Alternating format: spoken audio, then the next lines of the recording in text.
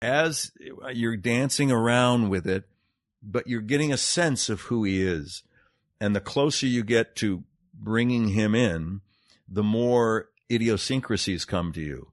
The way he approaches his life. And so by the time I had my meeting with Vince, I knew how much he should weigh.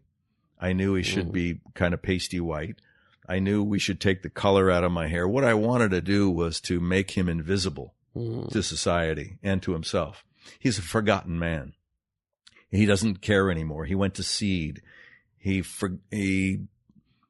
a little, he's pasty and he has no color to his skin. He wears the same clothes because he doesn't care. His hair always needed a trim of some sort. Sure. I grew that mustache and I knew I wanted it to look impotent. Yeah, wimpy little mustache, right? I wanted people to look at that mustache and go, why bother? Either grow a mustache or shave it. What are you doing? Right. And so I wanted that kind of feeling.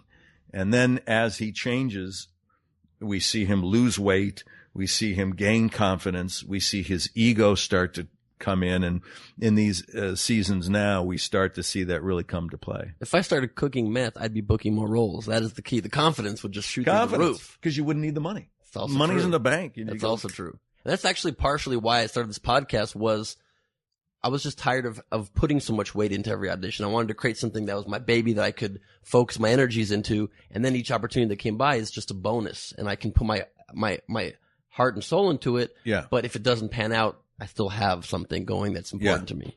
That's really important. It's really important because I would say that for anyone in the arts is that do not put all your eggs into that basket. Don't think that every single audition is vitally important. Mm-hmm.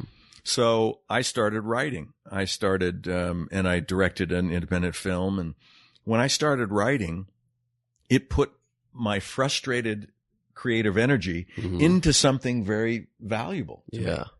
And even if it just stayed as an exercise, even if that wasn't going to go to the next step and actually develop it, right? It was an exercise that I needed to vent.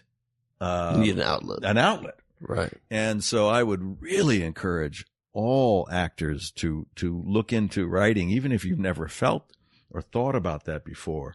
Directors, take acting classes. Right. It's important because you have to know when you're giving an actor direction, you have to know what that feels like to an actor, how they process that. Sure. So you could always be working and being in a creative environment and cross over. Right. With writing, directing, acting. Last week on Earth with Ben Gleib.